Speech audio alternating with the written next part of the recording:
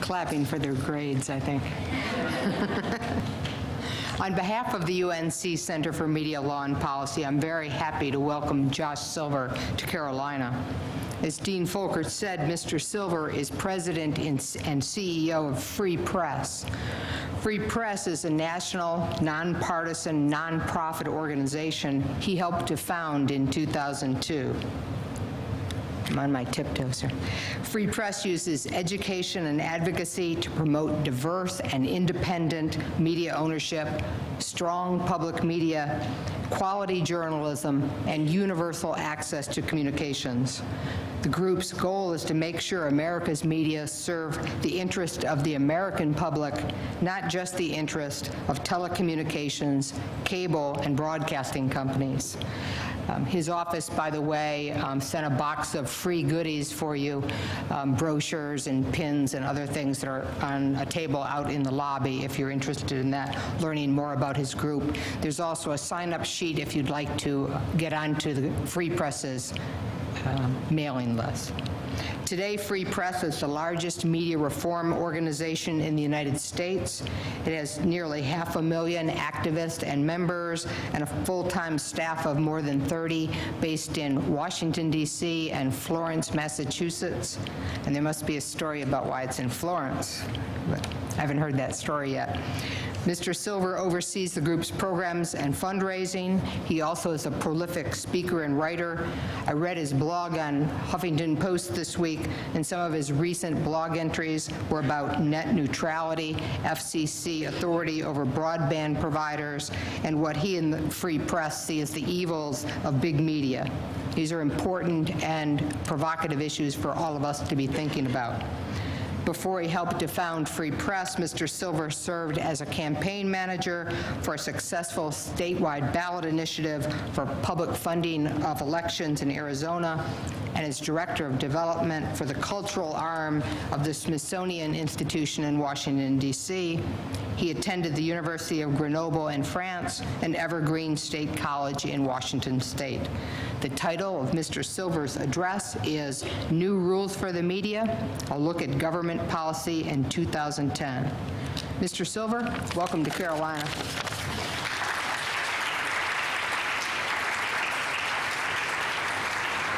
Good evening.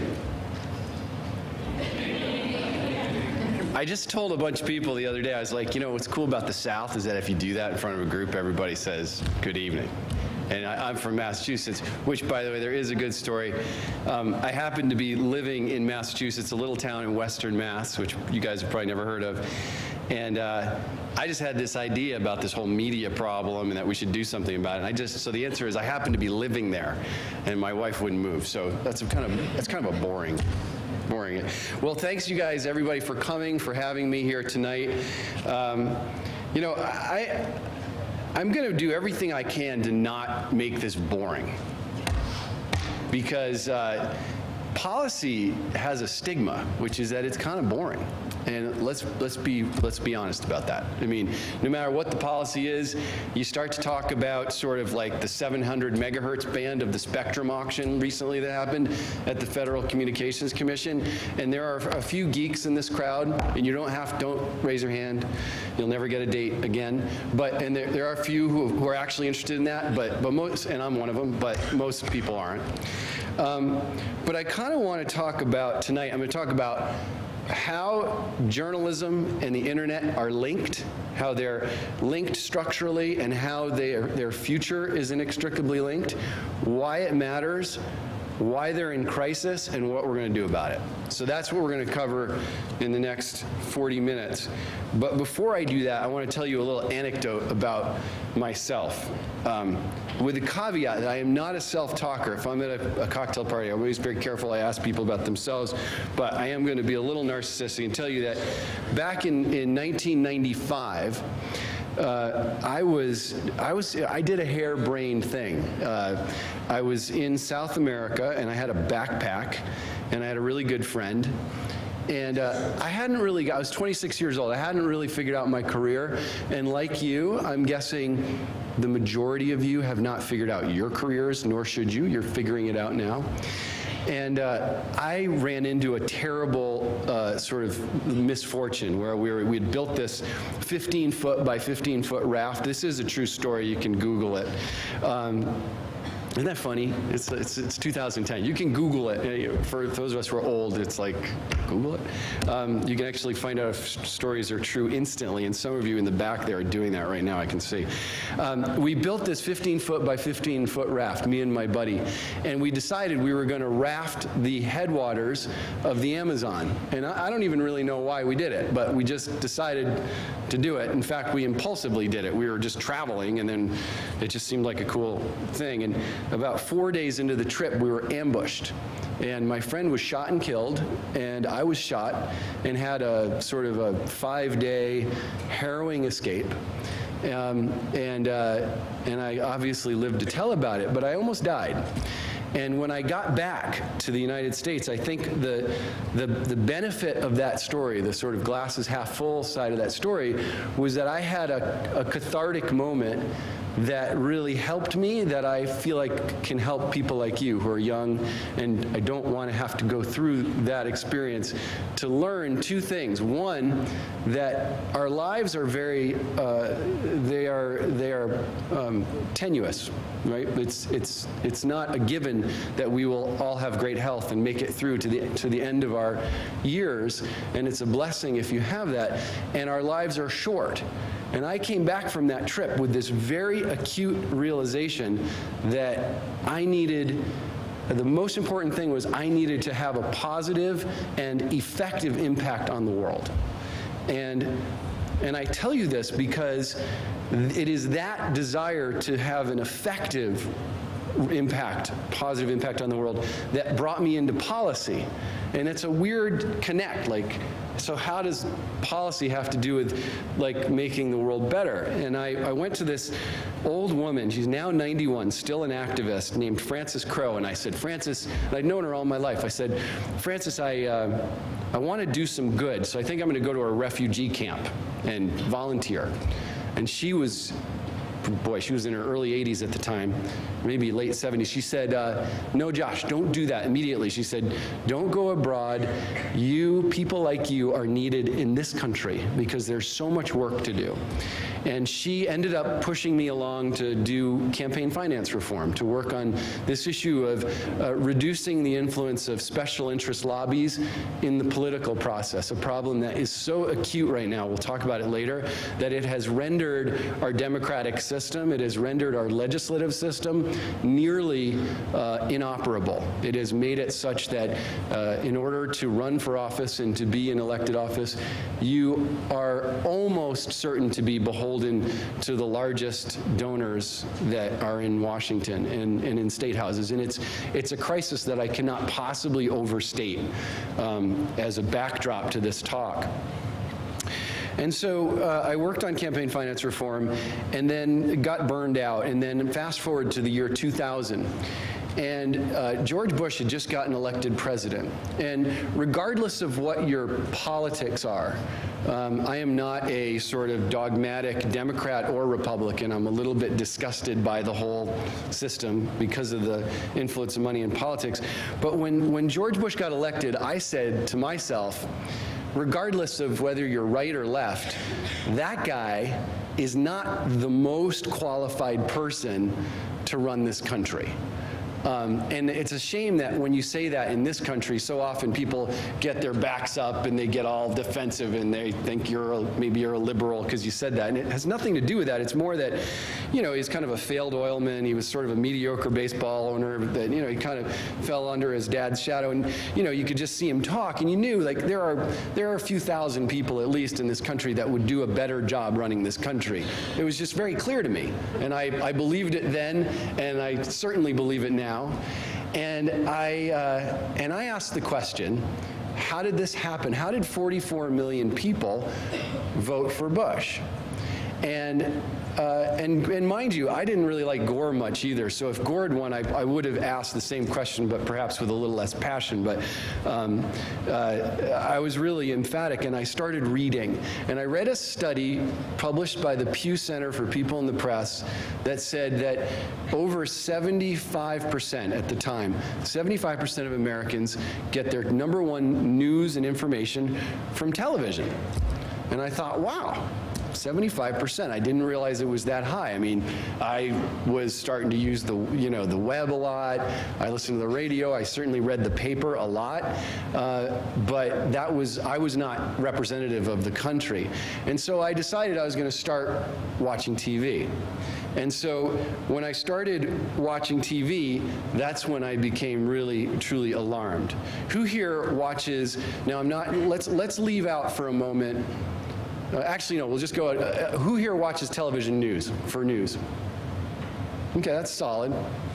It's maybe 25% of the room. So you're not reflective of the population either, because that number since 2000 has only gone from, I guess it was 74% in 2000 to 69% in 2009. So it hasn't gone down that much. And one night when I was watching television news, the leading story on my local Washington, D.C. news show was the rising cost of lobster. And it really was. That was a laugh line, people. Yeah, but it really was, and it completely freaked me out, and I thought, if we can't change what's on, if we can't change, people aren't going to change how they digest news and information. That's just not going to happen quickly. It will happen, but it doesn't happen quickly. If we can't quickly change what's on and actually create real journalism on TV, where there's actual facts and information and thoughtful content, then we're not going to have an informed electorate, and we can't have a democracy. I mean, you guys, over a quarter of Americans today still believe that President Obama is a Muslim.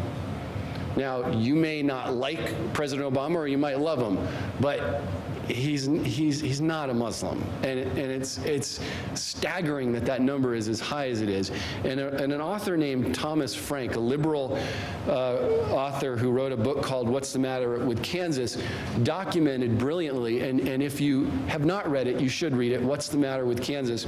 He documents how the media plays this central role in allowing politicians on both parties to drive these wedge issues that freak people out, whether it's abortion or gay rights, or it's the Ground Zero mosque that's not actually at Ground Zero, or whether it's the pastor in Florida that has actually 40 followers at his church and starts to burn books, and he's like one of many crazy people across the country, but suddenly there's this media frenzy that really creates a global crisis.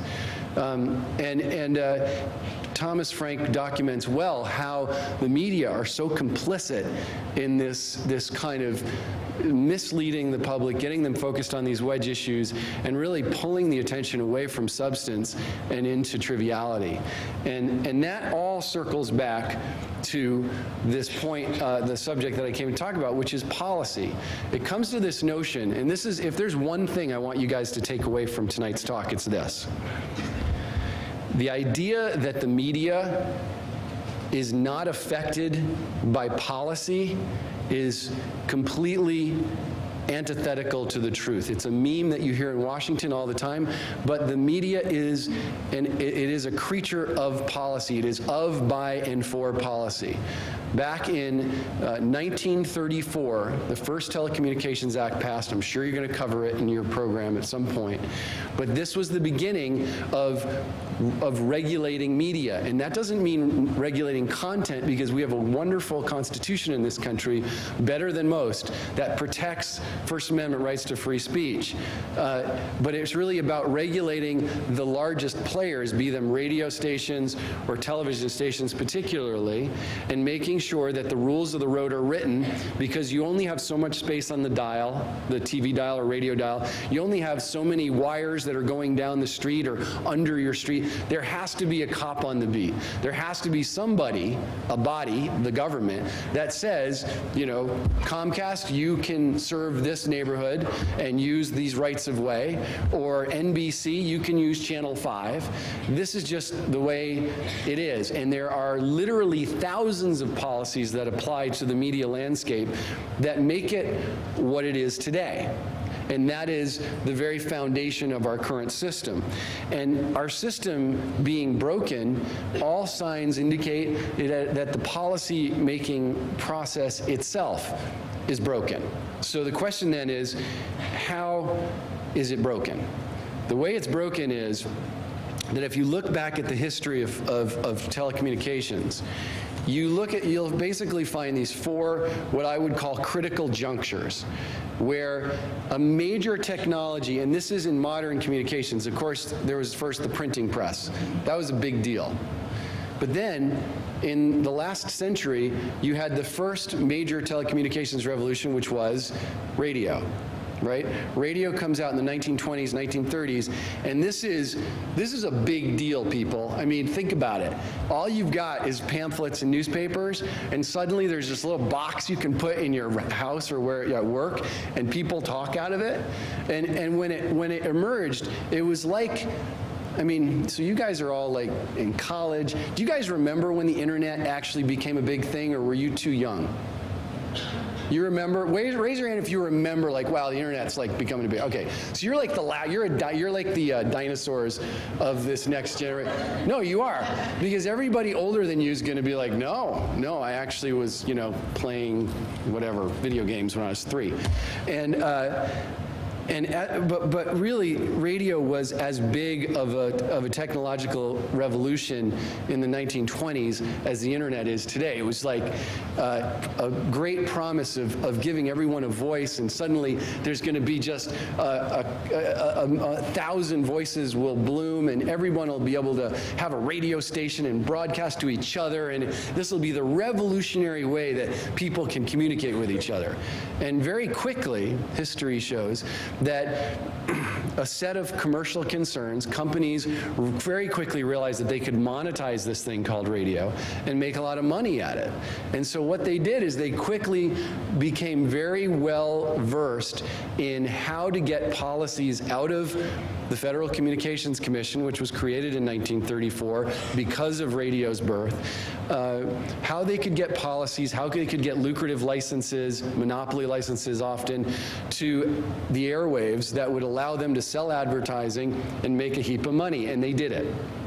Then along comes television, late 1940s, 1950s. Not that long ago, same thing happened. It was this amazing revolution, but very quickly a handful of companies seized control of it, and they're not bad companies, they're just doing what any profit-making company would do. They got control of these lucrative and very sparse licenses. There weren't many of them. You suddenly saw these 3 major television networks that were dominant across the country, both in presence and in their access to these licenses, and that was a huge game changer as well. And then, of course, in the 1960s, in 1967, there was something called the Public Broadcasting Act, which was the creation of our public broadcasting system, which I'm going to come back to later is the reason I mention it. But what's interesting about the Public Broadcasting Act, yeah, I mean, did you guys watch like Zoom, Zoom, Zoom and Sesame Street? We all did, right? We're still, raise your hand if you watch Sesame Street. All right, dinosaurs. You're like the end of that one too. So I think, because I just started polling little kids and they're not watching Sesame Street. It's an interesting, very informal, very inaccurate poll, but and awkward, because I've been approaching like 6-year-olds and asked them if they. It's probably illegal, but at any rate. 1967 Public Broadcasting Act. Then in the 1980s, what's the last one? Big one. Cable TV, weird, right? That recent, 1978, 79 was the leading edge of it. Cable television, that was the big misleading one because, I mean, think about cable. First, you don't have cable and you've got over-the-air broadcast and you only got a few stations. You got some UHF stations up in the higher numbers, but then suddenly they come in and they say, hey, here's cable. There's an infinite number of stations you can get. This is the real game changer. This is like everybody's going to have a voice. Anybody can have a TV station. You could, public access community stations up the wazoo everywhere. This is going to be the game changer. Everyone gets a voice. Well, very quickly, we saw that just like radio, and broadcast television, cable television followed the same trajectory where you had a natural monopoly. And what I mean by a natural monopoly is that it doesn't make economic sense in 99% of markets for there to be two cable companies. It just doesn't, it's too much wire and too much digging and too much work. It makes sense to have a natural monopoly, and we quickly created a system where you have companies like Comcast or Time Warner or Cox, and they have control of the majority of cable subscribers, and they call the shots. They decide what's on. They decide how much you pay. You have very few choices and high prices, but we'll get back to that later. So that's kind of the basic landscape of our kind of dysfunctional media. And I say dysfunctional because if you really think about it, when you watch news in this country, far more than in Europe or other parts of Asia, if you watch commercial news, it's like these really short, truncated reports where they like cover Iraq in like literally 60 seconds, and they show some tanks and some explosions, and a Pentagon person says this, and some other, the Obama administration person says that, and now we're gonna go on to like, the latest Lady Gaga story or whatever. It's very short, it's very kind of soundbite oriented, it's very focused on keeping your attention, and if your attention stays on the news, that means there's going to be more people because more people want to watch it because it moves quick, it's kind of exhilarating, and then when they go to the commercial break, more people are going to be watching advertisements, and when more people watch advertisements, they make more money. Now, one thing I don't want you to do is when I'm indicting the commercial news landscape, I don't want you to take it as I am not saying that commercial news has no place in our country and that it's all bad. That is not the case. Commercial news does some good stuff. It plays an important role, but the problem that I'm getting to, I'll go to my final chapter before I get there, is that in this country, we have a glut of commercial news, and we have an extremely weak non-commercial news sector. We have a very weak non-commercial or public media sector, and this disparity, this lack of a robust public broadcasting system, which unlike in, say, England or Japan or Denmark, where theirs are vastly stronger, more robust, and more prolific than ours, it creates a system where our country is lacking some really critical voices and really critical news and journalism and budgets to produce that kind of material that other countries have, and that commercial systems are inherently, organically predisposed to not ever have. And the reason that they are predisposed to never have it is because if you are a commercial broadcaster, your job is to make money. That is the whole game. And if anybody tries to tell you differently, they're lying. That is what commercial media is about. And that is what the executives that run commercial media, be it ABC, News Corporation, be it Viacom, CBS, it doesn't matter. It is about the bottom line. And if you run those companies and you don't turn ever higher profits, you get fired. It's very simple. So what do you do if you're an executive and that is your reality? Number one, you cut costs. What's expensive? Investigative journalism. Who here would like to be an investigative journalist? I wish there were more hands, but that's okay. I saw about 15. That's not bad. I mean, investigative journalism, that's what digs into the real story, not like the crap that we see every day in the news. I was watching CNN in the bar when we had a drink earlier tonight, and it was like John King was just they're babbling about how the president said this thing about the small business jobs bill, but the GOP, they're holding out because they want the tax cuts for the rich. But the problem is they don't get to the actual root problem that is underlying every single issue in Washington. And that is a Congress that in both parties has been captured by industry lobbyists, and virtually nothing of really comprehensive substance can get through our Congress that actually needs to happen. What do I mean by comprehensive substance? You can get a financial reform bill, but you're still going to fail to eliminate the most important and most dangerous aspects of our current financial system. The derivatives market, which was really the leading edge of the big financial meltdown, or the fact that these 5 banks are too big to fail. None of that got addressed because K Street lobbyists stopped it. But yet, and the list goes on, the oil spill in Louisiana. If you look at the history of oil regulation, it has been one oil lobbyist victory after the other for the past 20 years that led to the kind of situation where those drilling platforms in Louisiana have virtually no regulation of them. That's changing now because of the worst environmental disaster in our nation's history. But, I mean, we're talking, that's not by some fiat or coincidence or just random happenstance that occurs. It is because corporate lobbies own Capitol Hill. They own it. And the problem is that that's not news anymore in the commercial news sector. For them, it's become just sort of this game where they talk about, well, this senator said this and this representative said that, and I wonder how that's going to play in the polls in November. And meanwhile, the country's pretty much just getting screwed. And they're having fun doing their little analysis, and guess what? No coincidence. Their analysis that they're doing is really cheap to produce. I mean, think about it. They just get a bunch of analysts with opinions to get up there and yak about the current political situation rather than spend millions of dollars that would be required to actually dig in and do hard-hitting investigative reporting that can take months or even years. You guys know that the Watergate guys, the professors, you'll probably know this better than me. Those guys, Woodward and Bernstein, did you say there was water for me somewhere? They said, oh, is it under? Oh, see, you guys are organized, sorry. They spent like, what, 5 months on the Watergate case?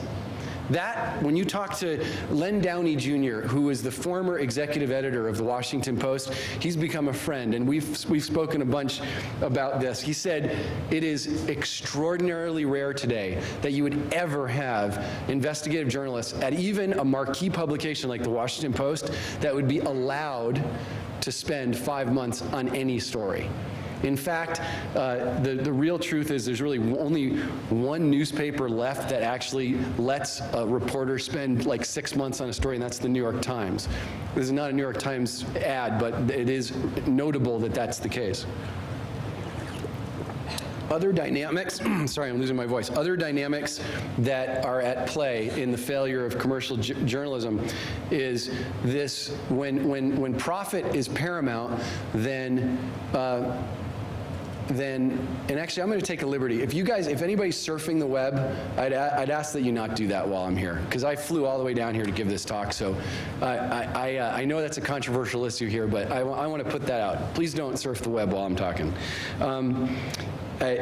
Before I started talking, I said, do you guys let people use laptops while people are giving speeches? And I could tell immediately that's a hot topic here, but when profits are paramount, then advertisers are king. Advertisers rule the day, and advertisers don't want the most controversial issues next to hot dogs and Cadillacs and Oscar Mayer, whatever it is. So there is a tendency by news executives to kind of go with softer news, go with news that is a little less controversial, so that advertisers don't have to have their brand sort of associated with an issue that becomes very offensive to some, particularly to corporations, because what we're finding is that under the worst crises of our day, whether it's the banking crisis, whether it's the oil crisis, whether it is the media crisis, at the end of the day, it ends up being you guys, it ends up being the public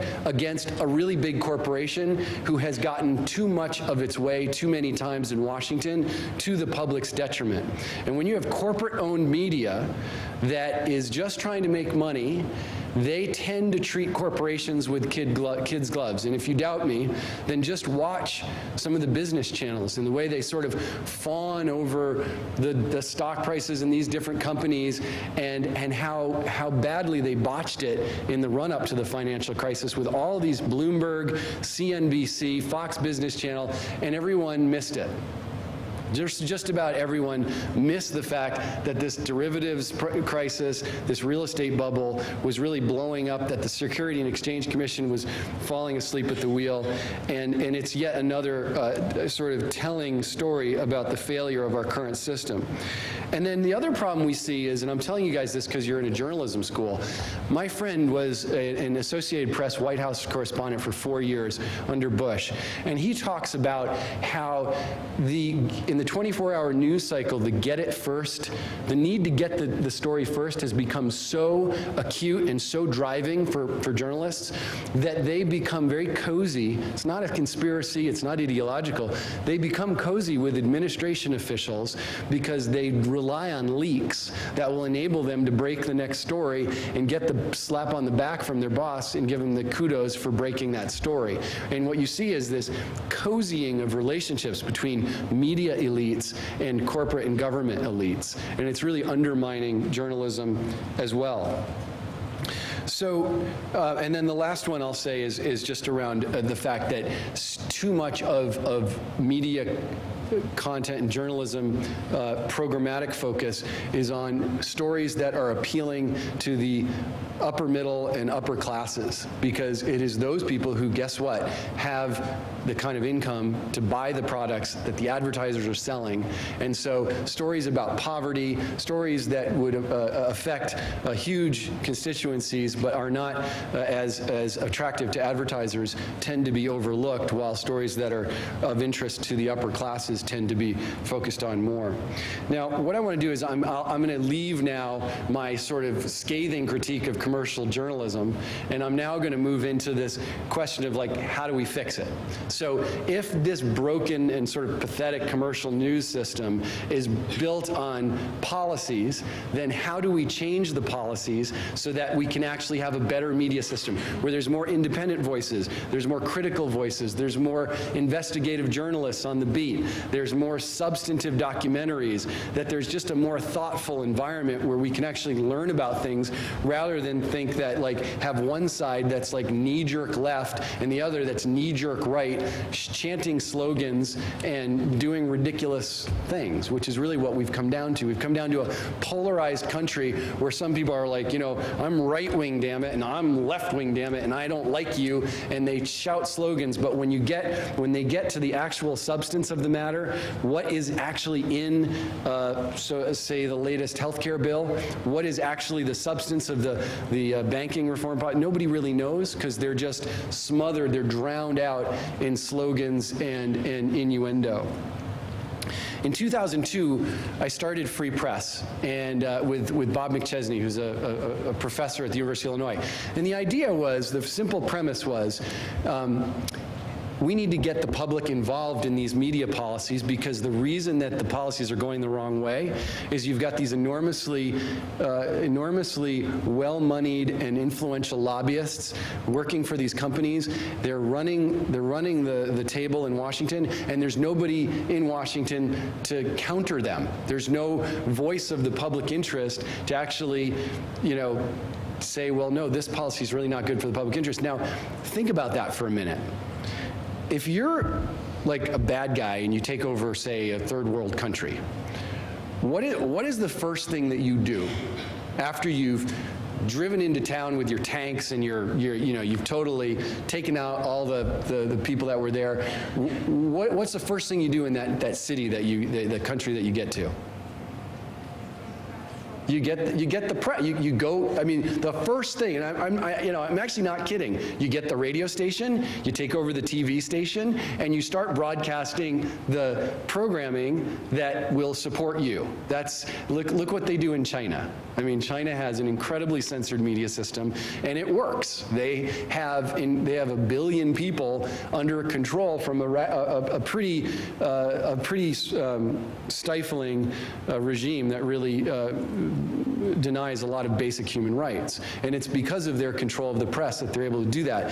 So think about this, you guys. It was only in 2002 that there was no national organization in the United States of America that had a reasonable sized staff, because there were a couple of tiny organizations that were doing good work, but really under-resourced. There was no national organization simply advocating for media policy in the public interest. I mean, that's a kind of a colossal oversight, and I saw that, and I said, well, we need that. And so as I told Kathy on the way in, I said, Free Press, we're almost 40 staff, and we have a $5 million annual budget. We are successful in a big fish in a small pond, so to speak, but it's more because there was such this glaring need rather than us being talented or anything. I mean, it was like really a profound, glaring, missing role for the public interest community. But what happened in 2003 was fascinating. You guys are a little too young to remember this, but in 2003, there was a guy named Michael Powell who was running the Federal Communications Commission, and he made a move to loosen media ownership limits that would let the largest television and radio stations and newspapers own even more properties. And this is in a country where we already have a highly concentrated media market, where there are companies like Clear Channel Radio that owns over 1,200 radio stations, or you've got companies like News Corporation or Sinclair and others that own dozens and dozens of television stations, some newspapers, et cetera. And what was really interesting in 2003, and I'm going to be quick because I'm already going to be running out of time, is that there was this huge uprising that happened in this country, both from liberals and conservatives, who said, we actually don't want our media to be even more consolidated. We don't want to have these huge companies gobbling up the radio and TV stations and newspapers. We want it actually to be owned by local people. We want it diverse, independent. 3 million people wrote letters, sent emails, phone calls, and what was really kind of amazing was two things. Number one, we stopped Powell and the FCC from doing what they tried to do, and even more importantly, a movement was born. I mean, it was only in this past decade that this so-called media reform movement really happened, where people realized that if we don't have an informed electorate, we are going to continue to be sheep that are being propagandized by those in power, both, of both parties, that it's not right-left, but really this is a structural democratic issue, and that if we don't figure out a solution, then we're doomed. And that diverse media ownership was part of that. After 2003, an interesting thing happened. And I call it the internet. I mean, the level of how profound a change the internet is for this country and for the media cannot be overstated. Because as you guys all know, I know you know this, but I'm going to say it anyway, all television, all radio, phone service, newspapers eventually, all media is moving towards a digital platform. It'll all be delivered through a digital signal. That is the biggest game changer in the history of modern technology. End stop. Why? Because it's two-way. and because the nature of the technology is it consumes everything. It's going to be the platform for television, for radio, for everything, emerging technologies that we haven't even heard of yet. And that is a huge, huge deal. And what's an even bigger deal is the fact that the rules that govern the internet are under incredible jeopardy right now. And that is not, I'm not Chicken Little. This is real. I'm in Washington all the time. We're leading these fights. What is happening right now is terrifying when you learn about it. I'll give you a few simple facts, and then you can decide whether I'm being hyperbolic or not. In this country, in 97% of markets, there are 2 or fewer internet service providers.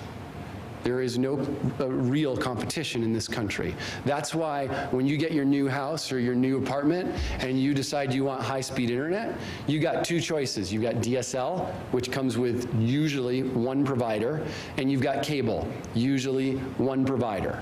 Now, here's where it really gets scary. Because of technology, in a few years, not very long from now, maybe 3, cable will be the only technology that's capable of delivering high-speed, high-definition internet that's capable of delivering television.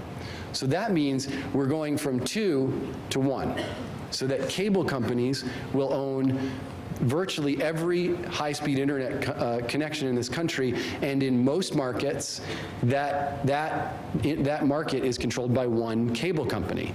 And the reason it's scary is because the policy debates that are happening right now are starting to actually tilt in favor of these companies. And why do I say that? Before I explain that, I have one more question for you. Who here has heard of net neutrality? Okay, that's good. That looks like about 80%. 14% of Americans have ever even heard of net neutrality. You guys know about it because your professors are good. They've taught you, kudos. Or you've heard about it through web activism or from a friend.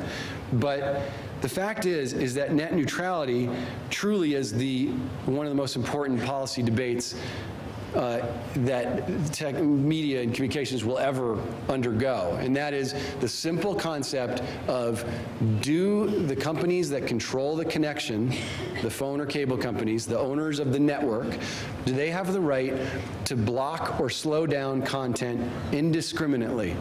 Do they have the right to block or slow down content in order to create a competitive advantage for themselves? Because the reality is that they understand. It's not, again, guys, it's not ogres running these companies. These are smart business people. They know, cable company executives know, that their technology is dying. They know that cable is not going to exist 10 years from now. It's not going to exist the way it is today. Television will be delivered through the internet. And they are completely freaked out by this. And what do multi-billion-dollar companies do when they freak out? They don't go to a therapist. They actually spend hundreds of millions of dollars lobbying Washington, as the phone companies did, as the broadcasters have done for decades. They do this to protect their monopoly and protect their business model and block competition. So I'm gonna fast forward. We fought sort of like a knife fight with the Bush administration over these policies. You had the Republicans in power, and they were really, like, the Democrats are beholden to the big media companies. The Republicans are like totally beholden to the media companies, and we fought them to a draw, which is pretty amazing thanks to this burgeoning movement. Really exciting stories, which I don't have time to tell. And then along comes this guy named Barack Obama. And Obama comes along, and he's like, on our issues, he was awesome. He was like, I want super fast universal internet to every home. I want competition so that people like you aren't stuck with 1 or 2 choices. I want net neutrality. I want independent, diverse media ownership. He was a godsend for anybody who cares about public interest media. And we were really excited. And then something bad happened. He came into power, The financial crisis was well underway. Two wars were underway. And the administration was both distracted and under the spell of an industry lobby that you guys, I would guess that there's only a handful of people in this room that understand just how powerful these guys are. Anybody want to guess what company has spent more money on campaign contributions and on lobbying than any other company for the last 20 years in any industry? Anybody want to guess? Go ahead. Nice, AT&T. First guess. The prof said you guys were impressive, but I didn't believe it till now. AT&T, they have spent sums of money. I've got it here. $45 million on campaign contributions in the last 20 years. And keep in mind, you can't just, until this year, you can't just, when the Supreme Court ruled that companies can spend as much as they want, until this year, you're kind of limited in how much money you could actually give to candidates. So it's pretty impressive, $45 million. In 2008 alone, AT&T gave $56 million in charitable contributions from the AT&T Foundation to literally thousands of nice little groups around the country who sing their song, sing their tune when they ask them to. And when Obama got into office, we and many others, with his FCC chairman and with a very agenda. Do we need a new mic? Is this one fading? Maybe they're trying to see. Comcast is probably. No, I'm serious. Yeah. Yeah, that's actually a good lesson for today, too. Never fall for a conspiracy theorist. When you guys are out in the world, you're going to have, like, these conspiracy theorists that tell you, like, you know, like 9/11 and all that. There's no conspiracy to any of this. It's just, like, commercial executives doing what they're paid to do and doing it well, and it happens to butt up against the needs for a vibrant, independent, and accountable fourth estate. It's that simple. So it has nothing to do with any of that gobbledygook. So can you turn the mic back on? That was a joke. So Obama gets into office, and we think all this great stuff's going to happen. We think, like, oh, we're going to get net neutrality. It's going to, we're going to get competition. This thing called line sharing. Can I get really geeky for just 1 second? Back until 2005, there was a law in the books. Again, there's another law that just kind of emphasizes how central policy is. Back until 2005, there was a law that said that phone companies that own that little copper wire that goes into your house, they have a legal requirement to resell access to that wire to other companies at a reasonable wholesale cost.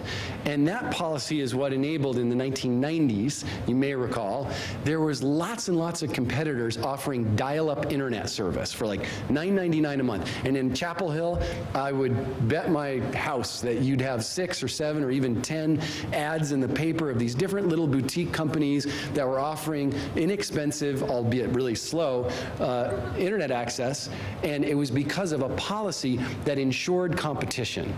And that policy was taken off the books quietly in 2005.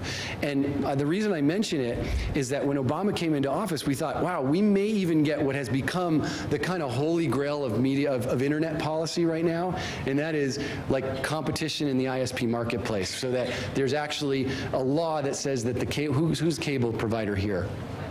So Time Warner actually is forced to allow other competitors, other companies, to offer high-speed internet and television to you guys at a cost that's affordable to the competitor and brings prices down. That is so common sense, but it's so anathema to the largest companies that very simple, rational, proven policy is completely off the books. Team Obama won't even touch it.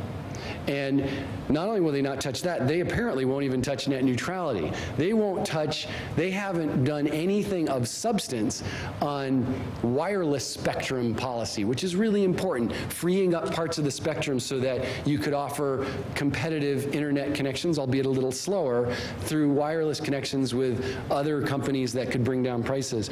They have sat on their hands. And one interesting sub-story, before I sort of wrap up and leave you guys with a few thoughts before I go, is that 3 years ago we sued, essentially, it's not technically a suit, but we essentially sued Comcast. And we said Comcast is illegally blocking BitTorrent, this application for sharing files. Some of you use it. And the Federal Communications under President Bush, believe it or not, it was a very big surprise, ruled in our favor. And actually, for the first time ever, said, Comcast, major ISP, you are guilty of illegally blocking internet content. And this was a groundbreaking moment, because this is like, wow, the government is going to intervene and prevent the largest ISPs from indiscriminately blocking content. A huge precedent, big deal. Comcast files a suit in response against the FCC and says, FCC, we didn't block content illegally, and further, because of deregulation that was done in 2002, 2003 by the Bush FCC under Powell, Comcast, you don't even have authority, FCC, you don't even have the authority to tell us what we can or can't do with internet service. Pretty audacious move. Nobody at Comcast, nobody in our organization, nobody thought they would win. And lo and behold, in April of this year, a court rules that actually Comcast was right, that because of deregulation, the same kind of deregulation that led to the oil crisis, to the financial crisis, that indeed the Federal Communications Commission, Communications, has no legal authority to regulate the behavior, not the content, but the behavior, the business practices of the internet service providers who are providing the dominant 21st century communications technology. Do you realize how dysfunctional that is? And it's so dysfunctional that it goes another step. Washington is so dysfunctional that there is an actual straight-faced debate happening right now about whether or not the FCC should be re-granted that authority. I mean, think about how profoundly broken it is when the agency that was created in 1934 to protect consumers in communications is actually without power to prevent the largest companies like Time Warner and Comcast and AT&T from indiscriminately blocking content and taking over the internet. And there's actually a straight-faced debate happening about whether or not they should be re-granted that authority. It's so bad that the current FCC chairman, despite his promises, has actually sat on his hands and chosen not to reassert that authority, something that he has the votes for. There's 5 commissioners. It takes 3 votes to win anything. He's got 2 other Democratic commissioners ready to do it, and he won't do it. And the only rational reason why he wouldn't do it is lobbyists that are controlling the political debate. And it's so acute, and there's so much money at stake, that there are level-headed people, albeit wrong, level-headed people in the White House and in the Democratic Party who are telling the chairman of the FCC, do not reassert your authority, because if you do, we will experience an avalanche in the form of tens of millions of dollars, could even be hundreds of millions of dollars in aggregate, from the phone and cable companies to defeat Democratic candidates and to really take down and to cause us to lose the majority of the House. That's the equation that's going on in their heads, because the role of money in the political process is so acute and so dysfunctional. So we've got no authority with the FCC. We've got no net neutrality rule. And what we're looking at, people, is the reality that in a few years, if the tables don't turn, we will see. There was a story today, AT&T claiming how reasonable paid prioritization is. That's another term for creating fast lanes and slow lanes. We will see Time Warner, AT&T, Comcast, Verizon. They are going to turn the internet into something more like cable. Doesn't mean the end of the world. They're not going to block your favorite site. But what they are going to do is, as the internet becomes the platform for television, they will create a suite of television offerings that will be crystal clear, really easy to access, and other video offerings are going to move slowly. we shouldn't say slowly, they'll be little, like YouTube currently is. They'll be the way it currently is when you guys try to take a little YouTube video and expand it full size on your screen or on your TV, and it's grainy. It'll remain that way for much longer, both because they have an incentive to upgrade their content, their premier content, and therefore charge the producers of those videos like ABC or NBC or whoever else a premium for crystal clear delivery. And they also will have a disincentive to reinvest in their networks, in the internet, make it faster because they have monopoly control. So it is a huge crisis which has seen the United States slip from 4th to 22nd in broadband speed and adoption in the past 10 years. And right now there is just an epic battle happening in Washington to change it. I only have a few more minutes and I've gone on too long. I just want to just close with this thought. And at the end of the day, when you look at the fight over the future of journalism and the future of internet, it really ends up being in two buckets. So I want to take all this where I've kind of been everywhere, and I want to leave you with a simple dialectic just to make this very easy to understand. You've got content over here, and you've got the infrastructure or the network over here. We have to figure out how do we get the money and the structure behind journalism and content so that we have the kind of content that creates an enlightened society where people actually vote for policies and politicians who represent their interests. And then on the other hand, we have to create a network that ensures super fast, affordable internet that everyone can get, whether you're poor, whether you're rural, and not just if you're wealthy or suburban or urban. And in order to do that, there are a suite of policies that actually, while being complex, at their core are not that complex. In journalism, there are policies like changing tax codes so that nonprofit news entities can succeed. Tax code, the current nonprofit tax code was built under education, was sort of the model they use. We have to make it work for journalism. We should change the credentialing policy. Currently, if you want to get into the press gallery in the United States Senate or the Congress, you actually are not eligible to receive a credential if you represent a nonprofit entity. That's not good. But the big get, I believe, in content to fix this one is public broadcasting. And you may love it, you may not like it, but the fact is that in this country, we spend $1.43 per capita of your tax dollars or your parents' tax dollars goes to public broadcasting. In England, it's $80. In Finland and Denmark, it's $100. We are outpaced by virtually every other industrialized country. And whether you like public broadcasting or not, that's not the point. The point is commercial media, for the reasons I've described alone, cannot foster a vibrant democratic discourse. It needs a companion that is willing to do stories that are not profitable, that are not profit-driven. And in order to do that, I would be the first one to tell you that public media better be well insulated from undue government influence. It's got to be better managed and led than it currently is. It's got to be more diverse, both in content, in class, in race. It's got to have more people of color. It's got to be better, and it needs to have a broader definition of who and what comprise public media. And on the internet side, we need competition, we need net neutrality, we need to redirect these subsidies called like the Universal Service Fund, which helped get a phone to every house in America, redirected to internet. We need spectrum changes so that spectrum can be gotten by regular people like you, and you can use cool devices that are not controlled by Google, Verizon, or AT&T. And in order to accomplish all this, it takes a movement. It takes people like in the civil rights movement. It took millions of people to get behind the Civil Rights Act and advance it. In the early 70s, it took millions of people to get behind the environmental reforms like creating the EPA and others. And like any important issue of our time, it takes people waking up and saying, this is a critical issue that has to advance for us to advance as a society. There are a few ways to do that. We do an annual conference, not annual, it's actually every other year. It's called the National Conference for Media Reform. 3,000 totally zealous, wild-eyed media reformers all in one room, and they're not really, but it's pretty cool. It's going to be in Boston this year. Next year, it's April 8th to 11th in the Boston Seaport, and there's cards out there that you can get. We do internships at Free Press. It's competitive, but if you really want to do it, you might be able to get in. There's some great other materials.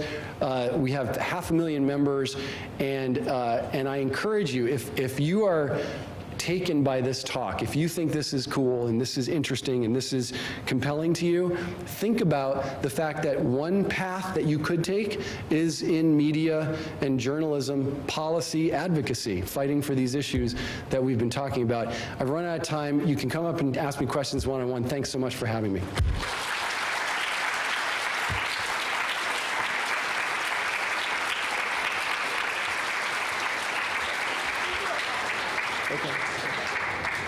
We're gonna take a couple questions here. Wow.